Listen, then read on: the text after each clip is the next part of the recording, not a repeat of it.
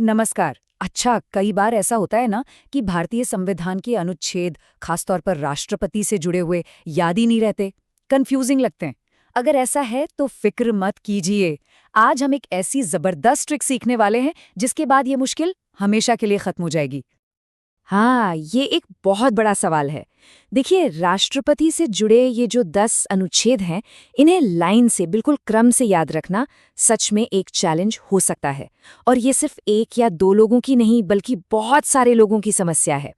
पर जैसा कहते हैं ना, हर मुश्किल का एक हल होता है, और अच्छी बात यह है कि इसका हल तो बहुत ही आसान है। तो वो हल क्या है? वो हल है ये, एक जादुई मंत्र, पकानी कोका दुयो दशम। सुनने में थोड़ा अजीब लग रहा होगा, है ना? पर यकीन मानिए, ये एक छोटी सी लाइन ही वो चाबी है जिससे ये सारे 10 अनुच्छेद एक झटके में याद हो जाएंगे। चलिए देखते हैं कैसे।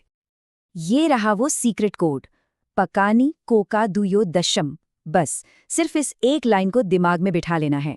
एक बार मेरे साथ दोहराइए, पकानी कोका दुयो दशम। बहुत बढ़िया।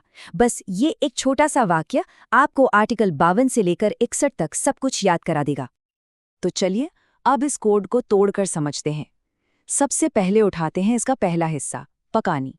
इस एक शब्द में ही पहले 3 बहुत जरूरी आर्टिकल्स छिपे हुए हैं। तो देखिए ये कैसे काम करता है।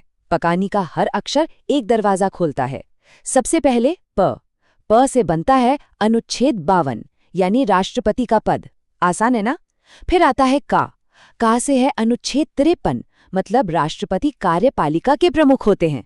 और आखिर में नी से है अनुच्छेद 54, यानी राष्ट्रपति का निर्वाचन, मतलब इलेक्शन। देखा, पकानी, पद, कार्यपालिका, निर्वाचन। अच्छा, यहाँ एक बहुत ही दिलचस्प बात है जो अनुच्छेद 53 से जुड़ी है। देखिए, संविधान कहता तो है कि राष्ट्रपति कार्यपालिका के हेड हैं, लेकिन ये समझना जरूरी है कि वो सिर्फ नाममात्र के, यानी नॉमिनल हेड हैं।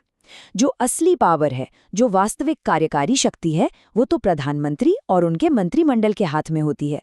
तो ये फर्क याद रखना बहुत जरूरी है। राष्ट्रपति नाममात्र के प्रमुख और प्रधानमंत्री वास्तविक प्रमुख। चलिए, पकानी तो हमने समझ लिया। अब कोड के अगले हिस्से पर चलते हैं, कोका दुयो। ये हिस्सा हमें राष्ट्रपति के कार्यकाल से लेकर उनकी योग्यताओं तक के आर्टिकल्स बताएगा।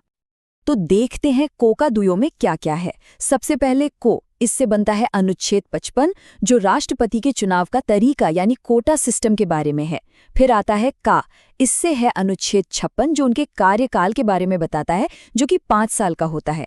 इसके बाद है दो से याद रखिए दोबारा, यानी अनुच्छेद 57, जो उनके दोबारा चुनाव की पात्रता की बात करता है।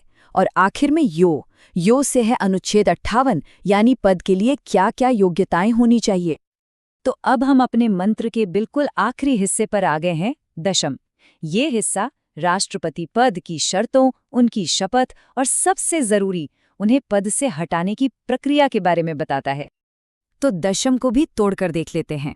द से आता है अनुच्छेद 59, जिसमें राष्ट्रपति के पद की दशाएं यानी कंडीशंस बताई गई हैं।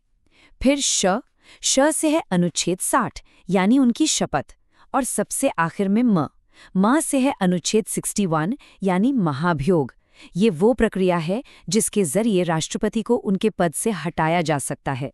बहुत महत्वपूर्ण आर्टिकल है ये। और ये देखिए, पूरी की पूरी ट्रिक एक ही जगह पर, एक कंप्लीट चीट शीट।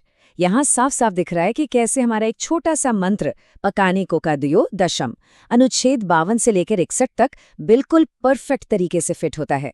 प से पद और म पर महाभियोग पर खत्म। अब बताइए, है ना ये सब याद रखना कितना आसान?